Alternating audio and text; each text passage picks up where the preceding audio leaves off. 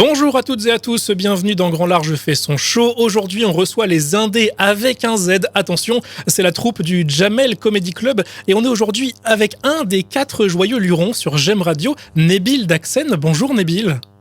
Salut Adrien, merci de nous recevoir. C'est un plaisir. Les Indés, on en parle évidemment tout au long de l'interview. Ils seront au Théâtre à l'Ouest à Auray le samedi 18 novembre à 19h. Et pour en parler, je suis bien sûr avec Laurie Aguirre. Bonjour Laurie. Bonjour Adrien, bonjour Nebil. Bonjour Laurie, quelle voix charismatique et sensuelle. Merci beaucoup. Voilà, ça donne le ton de l'interview, mais on s'est préparé avec Adrien. Nebil va faire les 4 Indés d'un coup, ça va être génial. Ça promet. Alors, pour ceux qui ne vous connaissent pas, vous avez fait plus de 1500 représentations à travers le monde. Le show est unique, un mélange parfait entre impro et stand-up. Les Indés, c'est 4 potes d'enfance. Vous n'avez aucune limite. Je rappelle que rien n'est préparé, donc tout devient possible. On vous le dit, vous n'aurez qu'une seule idée en tête quand vous aurez vu le spectacle, devenir le pote de cette bande de potes. Il y a une histoire d'amitié chez les Indés qui est super importante et qui est assez singulière parce que des bandes de potes qui font de l'humour, il n'y en a plus tant que ça. Bande de potes qui se connaissent depuis le lycée, alors il y en a encore un peu moins, tu vois. Et on s'est jamais lâché. JC, Antoine, Aziz, moi. On s'est promis d'essayer de faire quelque chose en commun. Alors évidemment, on a plein d'aventures individuelles, mais ce projet-là, c'est quelque chose qui nous réunit et c'est assez, c'est jubilatoire, c'est drôle. Et comme c'est jamais le même spectacle, c'est vrai que quand je t'entends dire 1500 dates, je dis mais à chaque fois c'est 1500 expériences différentes. Ben oui, parce que vous vous adaptez en fait au public qui vient vous voir dans la salle. On va en reparler justement de comment vous avez conçu ce spectacle et comment c'est mis en place, comment ça devient un nouveau spectacle à chaque fois. Avant, j'aimerais qu'on fasse quand même un petit focus sur vous, Nebil. Votre parcours, c'est quoi pour en arriver là? Donc, vous nous avez parlé de vos potes, c'est le lycée, mais avant tout ça, comment on en arrive là? Parce que vous êtes aussi slammer. Et moi, j'avais ouvert une épicerie à La Courneuve et pas du tout. Je suis pas du tout excité. Je viens du slam, je viens du hip-hop. C'est la culture urbaine un peu qui nous réunit tous les 4 au final. Et en fait, tu sais, c'est les a priori. On grandit tous avec des a priori. Et moi, gamin, je te le dis, Laurie, je me permets. Vas-y, permets-toi. C'était pas pour moi, c'était pas pour nous, entre guillemets. Le théâtre, c'était pour les gens dont les parents avaient des abonnements, etc., etc. Et un de ces jours, on se retrouve totalement par hasard invité à un cours d'impro. Et on y va en disant, bon, on va aller jeter un coup d'œil. Et je crois qu'on a passé une des meilleures après-midi de nos vies, pour une raison très simple d'ailleurs, c'est que l'animateur de cet atelier, le comédien, nous a dit une phrase que je n'oublierai pas et que je dis tout le temps maintenant aux gens qui viennent nous voir, même aux gens qui démarrent. Viens comme t'es. Viens comme t'es, avec ce que tu es, avec tes fêlures, avec tes envies, tes rêves, ton enthousiasme, tes petites tristesses, et on fera quelque chose ensemble. Et ce qui est assez génial avec l'impro, c'est que ça prend les gens comme ils sont. Et voilà, après, c'est la curiosité. T'ouvres une porte, t'en ouvres une autre, tu pars avec de l'impro, après tu te dis, pourquoi pas apprendre un texte, et pourquoi pas monter une pièce, et pourquoi pas faire un spectacle, et pourquoi pas écrire du slam, de la poésie, du hip-hop. En fait, quand tu es curieux du monde, tu peux vivre des voyages assez extraordinaires. On a pris le large avec les garçons, on est monté sur notre petit bateau. Et voilà, il y a tellement de gens à rencontrer, il y a tellement de choses à faire. Et vu l'état du monde, il y a tellement de joie à inventer et partager que je crois qu'on s'en lasse pas en fait. Alors, comment vous en êtes arrivé chez Jamel, au Jamel Comedy Club? Alors quand vous avez fait, alors on va revenir un petit peu en arrière, quand vous avez fait ce premier voyage au cœur de l'impro, vous dites quoi? Vous dites ça y est, on y va, on se lance, on teste. Ça a été long avant d'arriver chez Jamel ou pas? Ouh là là là là, moi alors là, écoute, moi il y a un mot qui me vient à l'esprit, c'est la détermination. On démarre l'impro, on se promet de monter un petit groupe, donc on trouve un petit café-théâtre, un peu comme plein de compagnies quand tu démarres. On arrive à Paris, Laurie, c'est une sorte de jungle, mais sans panthères, qu'avec des crocodiles qui essayent de te mordre dans tous les sens. Et on s'installe dans un petit café-théâtre à Bastille. Et là, on joue pendant 13 ans, tous les vendredis, au chapeau. Et on se détermine, on partage notre petite somme, on fait rire des gens, on progresse, on apprend notre boulot. Et en fait, Jamel vient en cachette voir un peu notre boulot. Et je pense tombe amoureux de l'équipe parce que c'est vrai qu'on a une équipe mixte, elle est métissée, on a des âges différents, des affinités différentes. Donc, je crois qu'on représentait bien un peu ce que lui imaginait. Et vient cette invitation à travers Aziz qu'il avait déjà rencontré. Et il nous fait cette proposition un peu folle en nous disant, voilà, moi je cherche une troupe d'impro, est-ce que vous voulez devenir les résidents de ma troupe d'impro du Jamel? Et là, on se dit, waouh, ah oui, c'est vrai qu'on passe par le théâtre de 10 heures avant. On se fait un petit 2 ans de théâtre de 10 heures, qui est quand même un endroit... Un peu connu quand même à Paris. Hein. Même connu, exactement, avec des très belles personnalités qui ont joué. Mais c'est vrai que l'invitation de Jamel, nous, waouh, parce que c'est Jamel, qu'on a tous grandi, c'est le grand frère, on a grandi avec lui. Artistiquement, c'est quelqu'un qui a un parcours vraiment hyper inspirant. Et on se demande, est-ce qu'on est capable, quoi. On se dit, nous, est-ce qu'on est capable d'y aller? Et en vrai, ce qui est génial, c'est qu'on se pose jamais trop de questions en impro. On est toujours dans l'acceptation, on a toujours envie de dire oui. On lui dit, écoute, Banco, viens, on essaye. Et je sais pas, c'est comme quand tu goûtes à la potion magique, après, t'en as envie tout le temps. Voilà. Comme on s'est retrouvé chez Jamel, l'accueil a été formidable. Et on s'est très vite senti comme à la maison, tu vois. On avait vraiment envie de pouvoir être à la hauteur aussi de sa confiance. Et parce qu'on avait conscience d'être dans un endroit mythique. Le Jamel Comedy Club, je t'assure. Mais pour être totalement honnête, on y joue chaque vendredi. Chaque vendredi, à chaque fois, je me pince. Je me dis, mais Nabil, on est là, les garçons. On est au Jamel Comedy Club. On va faire rire 150 personnes.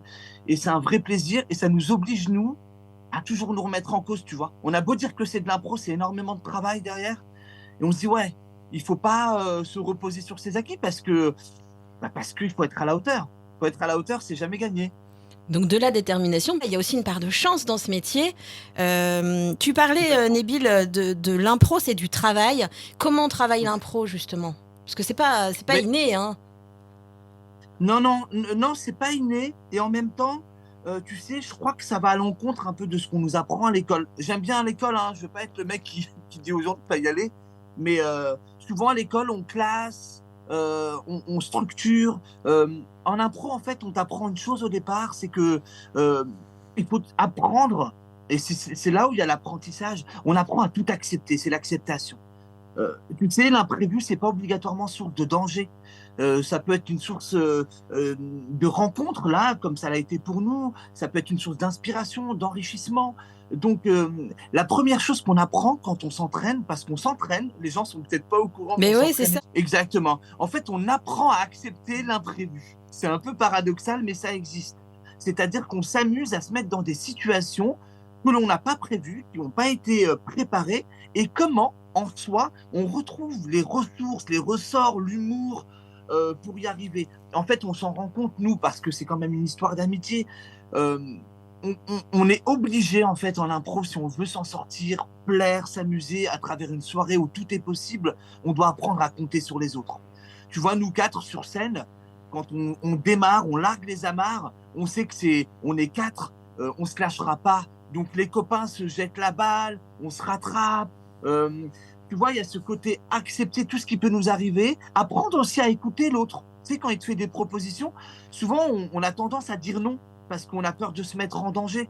Alors que là, non, on y va, on fonce. Ah ouais, ok, donc ça, bon, super. Ça, c'est une gymnastique.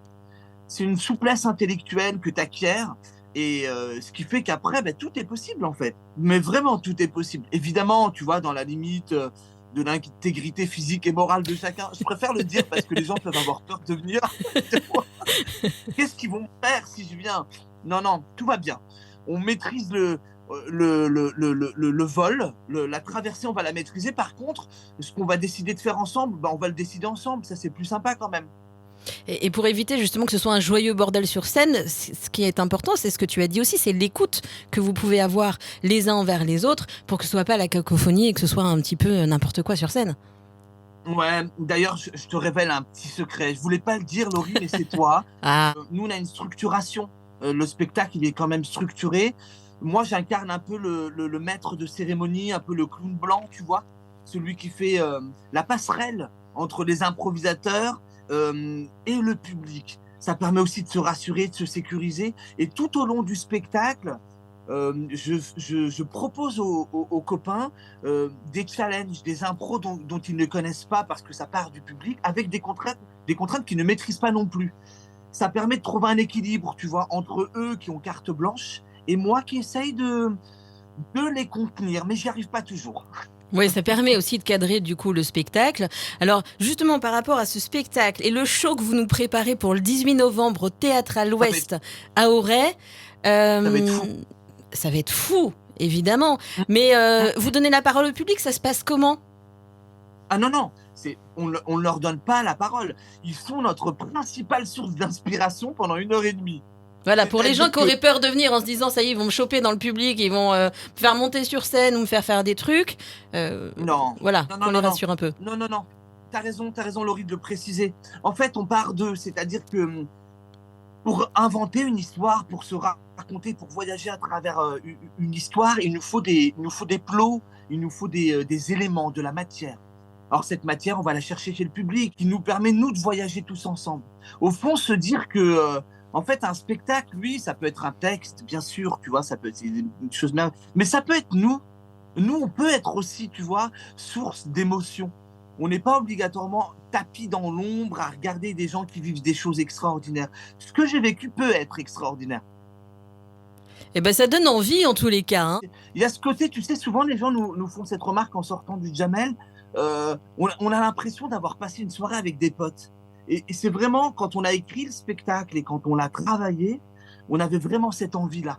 Que les gens repartent, ouais, en fait, c'est passé trop vite. Il manquait juste un peu plus de temps et c'était vraiment cool et on a hâte de les revoir. Cette connivence, cette chaleur, elle est importante pour nous.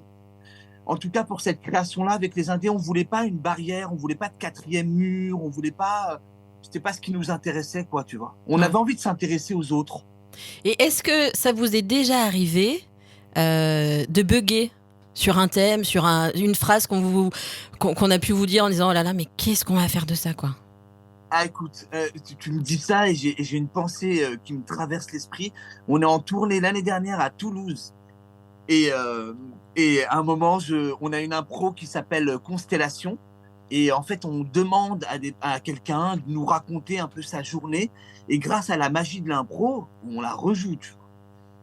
Et la personne, hyper sympa, adorable, je lui demande, donc à un moment, ce matin, mais qu'est-ce que tu as fait ce matin ? Comment tu as occupé ta matinée ? Ben moi, je travaille, je suis bénévole à la Croix-Rouge. Bon, super, mais qu'est-ce que tu as fait ? En fait, on m'a appelé un peu en urgence et j'ai essayé de sauver quelqu'un.